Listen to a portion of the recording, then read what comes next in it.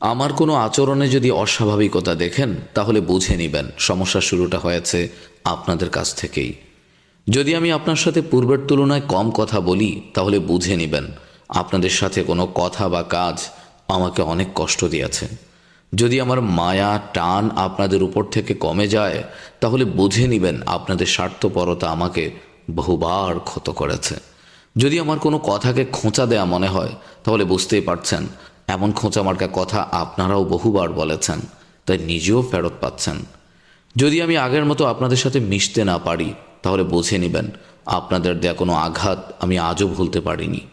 যদি দেখেন আপনাদের সাথে খারাপ ব্যবহার করতে আমার বাধছে না তাহলে বুঝে নেবেন আপনাদের চরম খারাপ ব্যবহারের কারণেই আমার ভদ্রতা লোপ পেয়েছে।